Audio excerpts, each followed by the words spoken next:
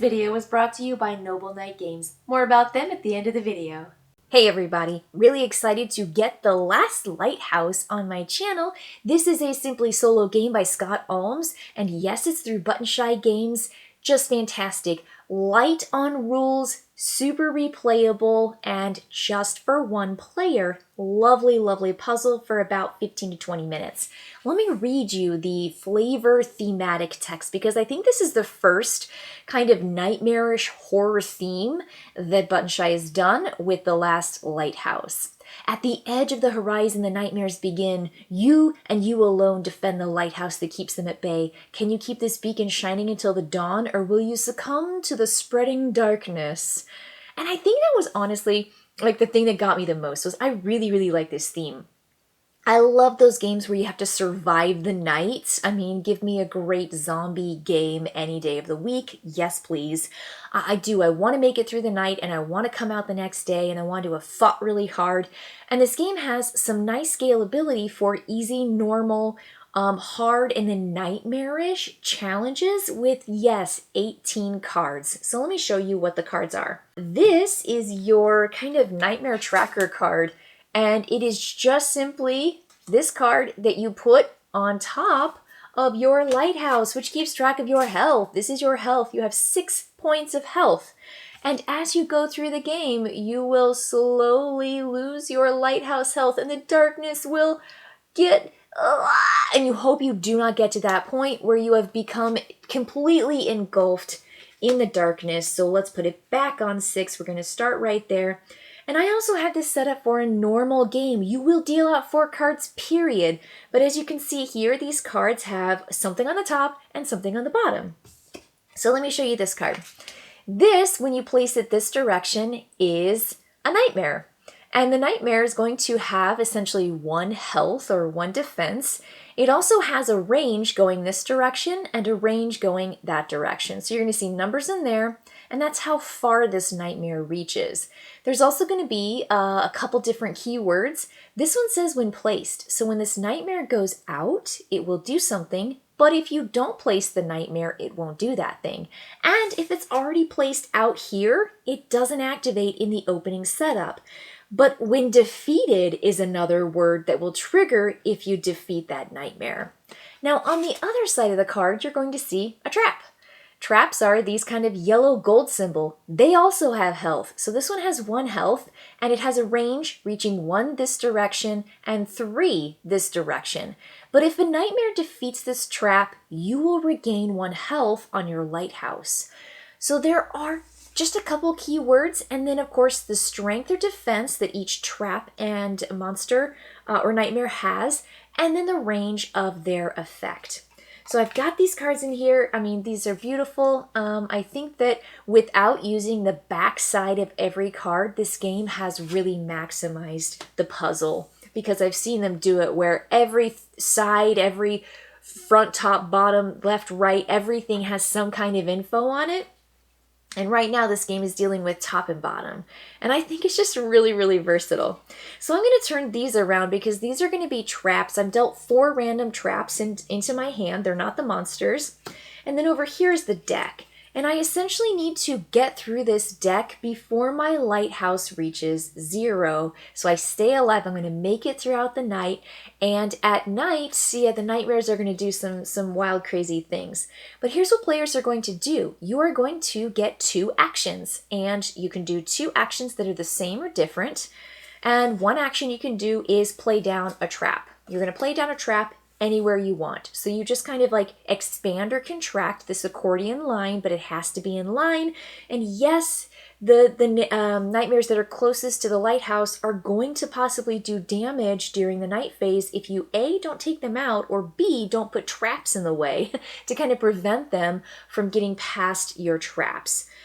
So we are going to place a trap from your hand. That is going to be one of your 2 actions, or you're going to try to get your traps to defeat a nightmare if they can summon up the strength. But these 2 I've got out here are really strong. This has 3 defense and this has 2 defense. And every nightmare will deal 1 damage to either the lighthouse that will go after the lighthouse first, or it will do damage to a trap, and it always just does 1 damage. Meanwhile, traps, same thing. They will go after the nightmares, but each trap can only do 1 damage. So I'm like sitting here going, what do I have to do? So I have to take 2 actions, and that's going to be this first phase. So let me see if there are any cards that I can play that will actually help when placed, and see if this works. So this says when placed, nightmares do not attack this turn. And that's actually really good because I've got 2 nightmares, and yeah, you saw it. This is in range of my lighthouse, and so is this card. And I'm thinking, well, good grief, they're both going to attack, and I'm going to be at 4 health, and it's just the first turn, and I've got to get through the whole deck. So I am going to place this trap by just scoshing down everything, and I want to play it up front, mostly because I want there to be some kind of defense, and I want that trap to be in this position. It does have 3 defense, even though they would be getting through. I'm trying to set myself up. So when I play, nightmares don't attack this turn, but I do add nightmares as normal. So that was 1 action. The problem is that, oh, you know what? I'm going to take that back. I want to place this here. I'm going to place this right here instead. Now, oh, nope, I'm going to place it right here. Oh, okay. So one of the reasons I wanted to do that was because I need to try and take out a nightmare as my second action. So if I'm looking at this nightmare right here, it has 2 skulls. This has 1 attack. Don't worry about the defense inside the shield. And it goes 1 away. So it goes this one direction, and it goes this one direction. So it's going to do 1 damage. But if I do 1 damage, it absorbs it, and it doesn't matter. You have to do all the damage to something or none of the damage. So nothing's going to get through unless it's complete. So I need 1 more damage. Guess what? This trap goes 2 spaces, and it does 1 damage. So there's the 2. This trap can't reach any of them. So I'm going to take this, and I'm going to place it out of the game. That means I defeated that nightmare, but it says, when defeated, return 1 trap from the sea to your hand. So I'm going to lose my trap, one of the traps, but maybe not the one that I did. But I'm wondering if I can take back the one I played so that I can play it again and keep another stay from the nightmares. Ooh, I think that's really good. Or I could say, when placed, ranges for all traps are doubled this turn, and it gets me distance. It allows me to maybe fight the monsters. That would actually be a really good one to do too, because you can fight twice if you can defeat everyone, and with the strength, I know I'm getting another nightmare here in a second. I'm going to take this card back. Oh, this is interesting. So I'm going to slide everything down. Everything just slides. So my first one, I played a trap. For my second action, I defeated a nightmare. Let's move on. This is going to be step 2 or phase 2 of every round. I'm just going to add a nightmare. I take a card from the top of the deck, and I flip it over, and I add it to the end. And this says when placed. When placed, place 1 card from your hand on the bottom of the deck, then draw 1 card. Yikes. Well, I don't want to do the one I just drew. I want to keep this one. This one says choose another trap, move it to another position when placed. I don't know. When defeated, you gain 1 additional action next turn. This could be really, really helpful. When defeated, gain a health. I'm going to keep that, defeated, gain a health, and I want this one, I'm going to discard this card to the bottom of the deck like it said, but then I get to draw up, so it wasn't a total loss. I'm going to take this, and I'm going to add it to my hand. Oh, nice. This is a good when placed, which is going to happen shortly. So it's called the Tide, so get ready for that. That was step 2, was add a nightmare. Now the nightmares will attack the lighthouse. If they can't reach the lighthouse, they will attack traps. And then they will take out those traps if they can overcome their defense. But remember I played that card that said nightmares don't attack this turn. So that is going to be a stay. We are essentially going to not do it. But theoretically, let's walk through if I had not played that card. This has a range of 2. It can reach the lighthouse. It is that 1 away. So it would take a damage. And then I go down here, and this one says, I'm 1 away. It can't reach the lighthouse, so it will go after one of the traps. And this trap right here only has 1 defense, and it would attack this and discard my trap. When defeated though, I choose a nightmare adjacent to the trap and I would discard it. So what it does is I set this trap to be defeated so that it can defeat the thing next to it. It's kind of like those, well, if I'm going out, I'm taking you with me kind of card. So this is a really good setup for this combo, but it didn't happen.